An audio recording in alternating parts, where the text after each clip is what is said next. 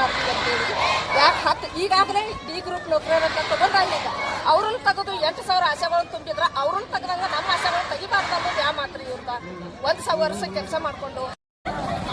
Sir, ಈಗಾಗಲೇ ನಾವು ರಾಜ್ಯಾದ್ಯಂತ ವರ್ಷ ನಾವು ಪ್ರತಿಭಟನೆ ಮಾಡ್ತಾ ಇದ್ದೀವಿ. ತಾಲೂಕಾ ವೈಸ್ ಮತ್ತು ಜಿಲ್ಲಾ ವೈಸ್ ಪ್ರತಿಭಟನೆ ಮಾಡ್ತಾ ಇದ್ದೀವಿ. ನಮಗೆ 2025 ಜನವರಿ ಫೆಬ್ರವರಿ 7ನೇ ತಾರೀಕಿನಿಂದ ಅಹೋರಾತ್ರಿ ಹೋರಾಟವನ್ನು ಮಾಡಿದಾಗ 10,000 ಫಿಕ್ಸ್ ಕೊಡ್ತೀವಿ ಅಂತೇಳಿ ಆಶ್ವಾಸನೆಯನ್ನು ಏನು ಕೊಟ್ಟಿದ್ರು ಇನ್ನೂ ಕೂಡ ಬಿಡುಗಡೆ ಮಾಡಿಲ್ಲ.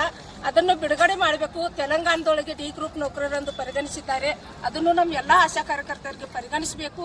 ನಮ್ಮ ಬೇಡಿಕೆಗಳನ್ನು ಈಡೇರಬೇಕು ಮತ್ತು ನಿವೃತ್ತಿ ಹೊಂದಿದ ಆಶಾ ಕಾರ್ಯಕರ್ತರಿಗೆ 5 ಲಕ್ಷ ಹಿಡಿಗಂಟನ್ನು ಕೊಡಬೇಕಂತೇಳಿ ನಾವು ಬೇಡಿಕೆಯನ್ನು ಇಟ್ಟಿದ್ದೀವಿ. ನಮ್ಮನ್ನು ಪದೇ ಬೀದಿಗೆ ಇಳಿಸದೆ ನೋಡ್ಕೋಬೇಕಂತೇಳಿ ಸರ್ಕಾರಕ್ಕೆ ನಾವು ಸವಾಲನ್ನು ಹಾಕಿದ್ದೀವಿ. ಈಗ ನಮ್ಮ ಬೇಡಿಕೆಯನ್ನು ಈಡೇರಲಿಲ್ಲ ಅಂದ್ರೆ ಮುಂದಿನ ದಿನದೊಳಗೆ ಯಾವ ರೀತಿ ಹೋರಾಟ ಮಾಡ್ತೀವಿ ಅಂತ ಸರ್ಕಾರಕ್ಕೂ ವಹಿಸಿಕೊಳ್ಳದಂತೆ ನಾವು ಹೋರಾಟ ಮಾಡ್ತಾ ಇದ್ದೀವಿ ಸರ್. ಬಟ್ ಜಿಲ್ಲೆಯ ಅಧ್ಯಕ್ಷರಾಗಿ ಮಾತಾಡ್ತಾ ಇದ್ದೀವಿ. ಈಗ 3 ತಿಂಗಳಿಂದ ಪೇಮೆಂಟ್ ಆಗ್ತಾ ಇರಲಿಲ್ಲ. 3 ತಿಂಗಳು ಅಕ್ಟೋಬರ್ನಲ್ಲಿ THS ಅವ್ರು ಆಗ್ಬೋದು ಕೂಡಿ ನಮ್ಮನ್ನ ಪೇಮೆಂಟ್ ಮಾಡಿದ್ರು. ಆದರೂ ಕಡಿಮೆ ರೀತಿಯಲ್ಲಿ ಪೇಮೆಂಟ್ ಬಂದಿದೆ, ಆದಷ್ಟು ಪೇಮೆಂಟ್ ಬಂದಿಲ್ಲ. ಇನ್ನು ಮತ್ತು ನವೆಂಬರಿಂದ ಪೇಮೆಂಟ್ ನಿಂತಿದೆ. ನವೆಂಬರ್ದಿಂದ ಪೇಮೆಂಟ್ ನಿಂತರು ಡಿಸೆಂಬರ್ ಒಳಗೆ ಹಾಕಿದ್ದಾರೆ. ಡಿಸೆಂಬರ್ ಹಾಕಿದ್ವಿ ಅಂತ ಹೇಳಿದ್ರು. ಆದರೆ ನವೆಂಬರ್ ಪೇಮೆಂಟು ಡಿಸೆಂಬರ್ ಪೇಮೆಂಟು ಅಜಗಜಾಂತರ ವ್ಯತ್ಯಾಸವಿದೆ. ಅದನ್ನು ಕೂಡ ನಮ್ಮ DHO ಆಫೀಸ್ನಲ್ಲಿ ಡಿಸ್ಟಿಕ್ನಲ್ಲಿ ಕುಂದುಕೊರತೆ ಸಭೆಯನ್ನು ಮಾಡಿಕೊಂಡು ಅದನ್ನು ಕ್ಲಿಯರ್ ಮಾಡಿಕೊಟ್ರೆ ಒಳ್ಳೆಯದಾಗುತ್ತೆ.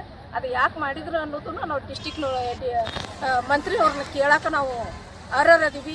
ನಾವು ಮುಂದಿನ ದಿನದೊಳಗೆ ಮುಂದಿನ ವಾರ ನಮ್ಮನ್ನ ಏನು ನಾವು ಹೋರಾಟ ಬೇಡಿಕೆಯನ್ನು ಈಡೇರಿಸ್ತೀವಿ ಅಂತ ಹೇಳಿ ಮಾತುಕತೆಗೆ ಕರೆದಿದ್ದಾರೆ. ಆ ಮಾತುಕತೆಯಲ್ಲಿ ಏನು ನಿರ್ಣಯ ಆಗುತ್ತೆ ಆ ನಿರ್ಣಯವನ್ನು ತಿಳ್ಕೊಂಡು ನಾವು ಯೂನಿಯನ್ ವತಿಯಿಂದ ಮುಂದಿನ ದಿನದೊಳಗೆ ಯಾವ ರೀತಿ ಹೋರಾಟ ಮಾಡಬೇಕು, ನಮ್ಮ ಬೇಡಿಕೆ ಈಡೇರಿತು ಅಂದ್ರೆ ವಿಜಯೋತ್ಸವವನ್ನು ಮಾಡ್ತೀವಿ. ಈಡೇರಲಿಲ್ಲ ಅಂದ್ರೆ ನಾವು ಅಹೋರಾತ್ರಿ ಏನು ಹೋರಾಟ ಮಾಡ್ತೀವಿ, ಎಂಥ ಥರ ಮಾಡ್ತೀವಿ ಅನ್ನೋದು ಊಹಿಸಿಕೊಳ್ಳಲಾಗದಂಥ ಹೋರಾಟವನ್ನು ಮಾಡಕ್ಕೆ ಇಷ್ಟಪಡ್ತಾರೆ.